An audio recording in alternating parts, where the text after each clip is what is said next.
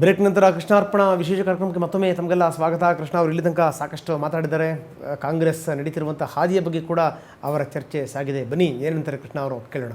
ನನ್ನ ಮನಸ್ಸಲ್ಲಿ ಒಂದು ಪ್ರಶ್ನೆ ಇದೆ. ಅಂತಾರಾಷ್ಟ್ರೀಯ ಎಸ್ ಎಂ ಕೃಷ್ಣ ಅಂತಂದರೆ ಅಂತಾರಾಷ್ಟ್ರೀಯ ಮಟ್ಟಕ್ಕೂ ಗೊತ್ತು ಅವರೇನು ಅನ್ನುವಂಥದ್ದು. ರಾಷ್ಟ್ರೀಯ ಮಟ್ಟದಲ್ಲೂ ಕೂಡ ಅವರ ಪ್ರಭಾವ ಇದೆ.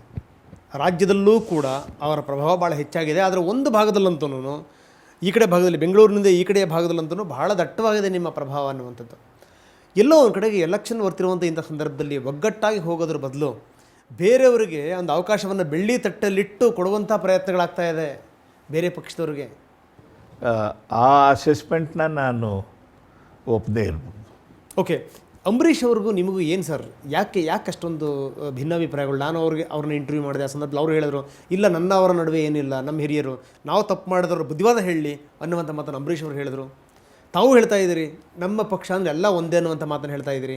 ಆದರೂ ಕೂಡ ಎಲ್ಲೋ ಒಂದು ಕಡೆಗೆ ಇಡೀ ರಾಜ್ಯಾದ್ಯಂತ ಒಂದು ಸುದ್ದಿ ಹಬ್ಬಿದೆ. ಎಲ್ಲೋ ಒಂದು ಕಡೆಗೆ ಇಬ್ಬರು ನಾಯಕರ ನಡುವೆ ಸಂಬಂಧ ಹದಗೆಟ್ಟಿದೆ ಅನ್ನುವಂಥದ್ದು ನಿಜನ? ರಾಜಕೀಯ ಸಂಬಂಧಗಳು ನಿರ್ಧಾರ ಆಗ್ತಕ್ಕಂಥದ್ದು ನಾನಾ ವ್ಯಾಲ್ಯೂ ಸಿಸ್ಟಮ್ಮಲ್ಲಿ. ನಿಜ, ಅವರ ಕಾರ್ಯಕ್ಷೇತ್ರನೇ ಬೇರೆ, ನನ್ನ ಕಾರ್ಯಕ್ಷೇತ್ರನೇ ಬೇರೆ.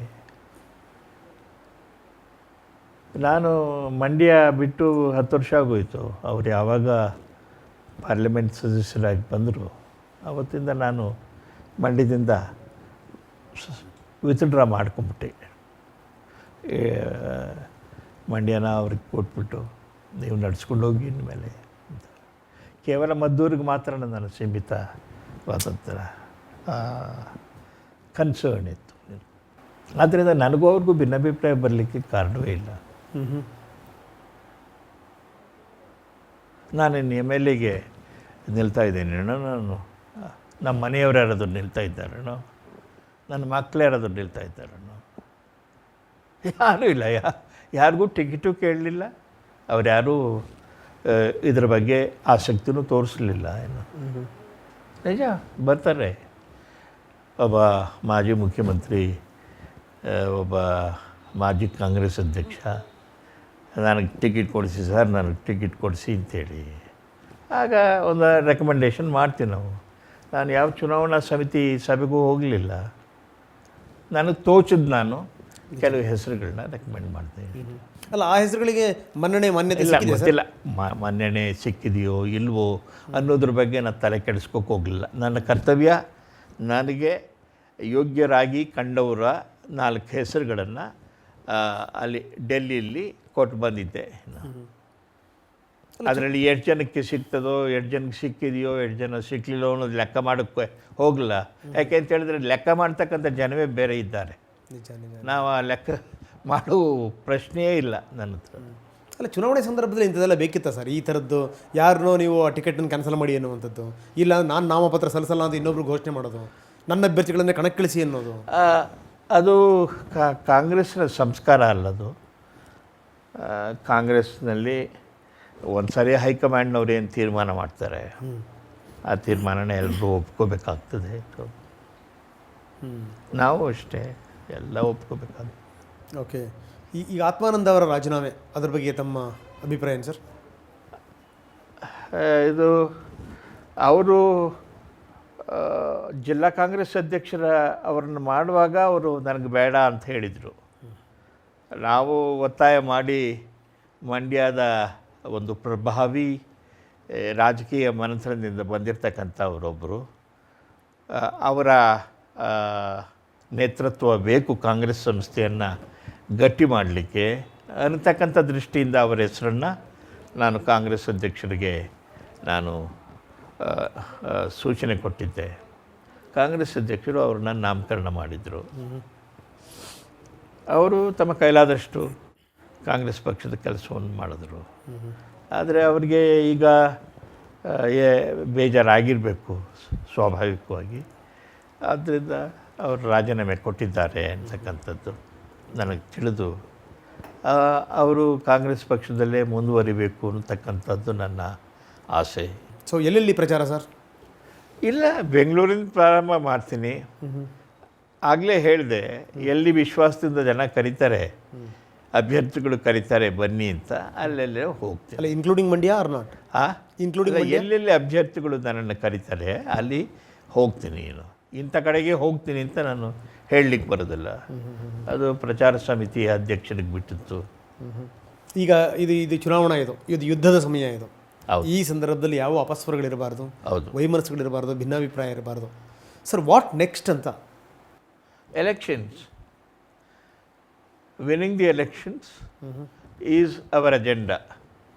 ಎಲ್ಲೋ ಒಂದು ಕಡೆ ಇತ್ತೀಚಿನ ಬೆಳವಣಿಗೆಗಳನ್ನು ನೋಡಿದಾಗ ನಾವು ಮಾತಾಡೋದಾದರೆ ಈಗಿನ ಬೆಳವಣಿಗೆಗಳು ನಾಳೆ ಏನಾದರೂ ಕಾಂಗ್ರೆಸ್ ಅಧಿಕಾರದ ಹತ್ತತ್ರ ಬಂದಾಗ ಯಾವ ರೀತಿ ಸ್ಫೋಟಗೊಳ್ಳಬಲ್ಲದು ಅನ್ನೋದಕ್ಕೆ ಒಂದು ಮುನ್ಸೂಚನೆ ಅಂತ ಅನ್ಸಲ್ವಾ sir? Sometimes elections can be a leveler of things. The rough edges can be sorted out in this election. ತುಂಬ ಶಾರ್ಟ್ ಟೈಮ್ ಇದೆ ಈಗ. ಅಲ್ಲಲ್ಲ, ಜನಗಳು ತೀರ್ಮಾನ ಮಾಡ್ತಾರೆ ಅದನ್ನು. ಅಲ್ಲ ಈಗ ಚುನಾವಣೆಗೆ ಬಹಳ ದಿನಗಳು ಭಾಳ ಕಡಿಮೆ ಇದೆ. ಇಂಥ ಸಂದರ್ಭದಲ್ಲಿ ನಿಮ್ಮ ಅನುಭವವನ್ನು ಹೆಂಗೆ ಧಾರೆ ಎರಿತೀರಿ ನೀವು ಅಂತ? ಇಲ್ಲ, ಇನ್ನನುಭವ ಧಾರೆ ಎರಿಯೋಕೆ ಎಲ್ಲಿದೆ? ಜನಗಳ ಮುಂದೆ ಕೈ ಮುಕ್ಕೊಂಡು ನಮ್ಮ ಪಕ್ಷದ ಅಭ್ಯರ್ಥಿಯವರು, ನಮ್ಮ ಪಕ್ಷದ ಅಭ್ಯರ್ಥಿಗಳು 224 ಜನ ಇದ್ದಾರೆ, ಅವರಿಗೆ ನಿಮ್ಮ ಮತಗಳನ್ನು ಕೊಡಬೇಕು ಹಾಗೆ ಅಂತೇಳಿ ಕೇಳ್ತಕ್ಕಂಥದ್ದು ಒಂದೇ ಉಳಿದಿರೋದು. ಅಲ್ಲ ಕಾಂಗ್ರೆಸ್ ಸಾಗ್ತಿರೋಂಥ ಹಾದಿನ ನೋಡಿದ್ರೆ ಅಧಿಕಾರಕ್ಕೆ ಬರುತ್ತೆ ಅನ್ನುವಂಥ ವಿಶ್ವಾಸ ಇದೆಯಾ ಸರ್? ಜನಗಳ ಮೇಲೆ ಅದು ಅವಲಂಬಿಸಿದೆ. ಜನರ ನಡೆ ಮಿಡಿತ ಏನಾದರೂ ಅರ್ಥ ಆಗಿದೆಯಾ ಅಂತ? ನಾಳೆಯಿಂದ ಹೋದಾಗ ಗೊತ್ತಾಗುತ್ತೆ. ಜನಗಳ ಮುಂದೆ ಹೋದಾಗ ಜನಗಳ ನಾಡಿ ಮಿಡಿತವನ್ನು ಹಿಡಿಬೋದು ನಾವು. ಸರ್ ಬಹಳಷ್ಟು ರಾಜಕೀಯ ಪಕ್ಷಗಳನ್ನು ನೋಡಿದ್ದೀರಿ, ಯಾವ ರೀತಿ ಸರ್ಕಾರಗಳು ಪತನಗೊಂಡಿವೆ ಅದನ್ನು ಕೂಡ ತಾವು ಕಂಡಿದ್ದೀರಿ. ಮೊನ್ನೆ ಆದಂಥ BJP ಬೆಳವಣಿಗೆಗಳು ಹೆಂಗೆ ಹೊರಗಡೆ ಇದ್ದಂಥವ್ರು ಒಳಗಡೆ ಬಂದು ಅಧ್ವಾನಗಳನ್ನು ಸೃಷ್ಟಿ ಮಾಡ್ತಾರೆ ಅನ್ನೋದನ್ನು ಭಾಳ ಹತ್ತಿರದಿಂದ ನೋಡಿದ್ದೀವಿ ನಾವೆಲ್ಲ. ಎಲ್ಲೋ ಒಂದು ಕಡೆಗೆ ಕಾಂಗ್ರೆಸ್ಸಿನ ಇವತ್ತಿನ ಸ್ಥಿತಿಗೆ ಹೊರಗಿನವರ ಆ ಎಂಟ್ರಿ ಕೂಡ ಕಾರಣ ಅಂತ ಅನಿಸುತ್ತಾ ಸರ್ ತಮಗೆ? ಅದರ ಬಗ್ಗೆ ನನ್ನ ವಿಶ್ಲೇಷಣೆ ಇಲ್ಲ. ಸೊ ಹೇಳೋಕ್ಕೆ ಸೂಕ್ತ ಸಮಯ ಅಲ್ಲ. ಇಲ್ಲ, ಇದು ಕಾಂಗ್ರೆಸ್ಸು ಯಾವತ್ತೂ ಅದು ಒಂದು ನಿಂತ ನೀರಲ್ಲ. ಅದು ಕಾಂಗ್ರೆಸ್ಸಿಗೆ ಬರ್ತಾರೆ, ಕಾಂಗ್ರೆಸ್ಸಿಂದ ಹೋಗ್ತಾರೆ. ಇದು ಕಾಂಗ್ರೆಸ್ಸಿನ 127 ವರ್ಷಗಳ ಇತಿಹಾಸ. ಓಕೆ, ದೊಡ್ಡವರೆಲ್ಲ ರಾಜೀನಾಮೆ ಕೊಟ್ಟು ಹೋದರು, ಆದರೆ ಕಾಂಗ್ರೆಸ್ ಉಳಿತು. ಇನ್ನು ನಾನು ಕಳೆದ 50 ವರ್ಷದಿಂದ ರಾಜಕೀಯ ನೋಡಿದ್ದೀನಿ. ಭಾಳ ಚಿಕ್ಕ ವಯಸ್ಸಲ್ಲೇ ಪಾರ್ಲಿಮೆಂಟ್ ಕೊಟ್ಟೋದೆ. ಅದರಲ್ಲೂ ಅಗೇನ್ಸ್ಟ್ ದಿ ಕರೆಂಟ್. ನಾನು ಪಾರ್ಲಿಮೆಂಟ್ಗೆ ಹೋದಾಗ ನನ್ನ ವಿರುದ್ಧವಾಗಿದ್ದಂಥವರು ನಿಜಲಿಂಗಪ್ಪನವರು, ವೀರೇಂದ್ರ ಪಾಟೀಲರು, ರಾಮಕೃಷ್ಣ ಹೆಗಡೆಯವರು, ಶಂಕರಗೌಡರು, ಇವರುಗಳೆಲ್ಲ ವಿರೋಧ ಪಾಳ್ಯದಲ್ಲಿದ್ದಂಥವ್ರು. ಅದನ್ನು ಭೇದಿಸ್ಕೊಂಡು ನಾನು ಪಾರ್ಲಿಮೆಂಟ್ಗೆ ಹೋದೆ. ನನಗಿನ್ನೂ ಜ್ಞಾಪಕ, ನಿಜಲಿಂಗಪ್ಪನವರು ನನ್ನ ಸಂಬಂಧ ಬಹಳ ಒಳ್ಳೆಯದಿತ್ತು, ಸುಮಧುರವಾದಂಥ ಸಂಬಂಧ. ಅವರು ಒಂದು ಸರಿ ಮುಖ್ಯಮಂತ್ರಿಗೆ, ಅದು ಕಾಂಗ್ರೆಸ್ ಅಧ್ಯಕ್ಷರಾಗಿದ್ದರು, ಅಖಿಲ ಭಾರತ ಕಾಂಗ್ರೆಸ್ ಅಧ್ಯಕ್ಷರು. ವೀರೇಂದ್ರ ಪಾಟೀಲರು ಅವರಿಬ್ಬರು ಬಂದರು ಡೆಲ್ಲಿಗೆ MP ಗಳನ್ನ ಮೀಟ್ ಮಾಡೋದಕ್ಕೆ, ಎಲ್ಲ MP ಗಳನ್ನ. ಆಗ ಇನ್ನೂ ಯಾರ್ಯಾರೋ ಹೊರಗಡೆಯಿಂದ ಕೆಲವರು ಇನ್ವೈಟ್ ಮಾಡಿದರು ಅವರು, ವೀರೇಂದ್ರ ಪಾಟೀಲರು. ಆಗ ಯಾರೋ ಪರಿಚಯ ಮಾಡಿಕೊಟ್ರು, ನಾನು SM ಕೃಷ್ಣ, ಈಗ ಹೊಸದಾಗಿ ಪಾರ್ಲಿಮೆಂಟ್ ಮೆಂಬರ್ ಆಗಿದ್ದೀವಿ ಅಂದರು.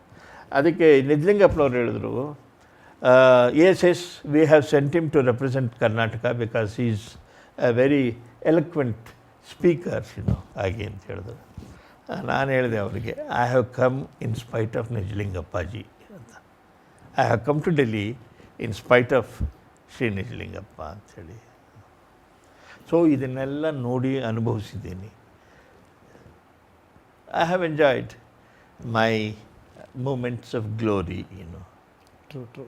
So I cannot expect that glory to continue till I go to the grave. It is just not possible, It is against nature. ನಿಜ ಅಲ್ಲ? ನಿಜ ಸರ್. ಒಬ್ಬ ಅನುಭವಿ ನಾಯಕ ಏನು ಮಾತಾಡಬೇಕು ಅದನ್ನು ಹೇಳಿದ್ರಿ ತಾವು.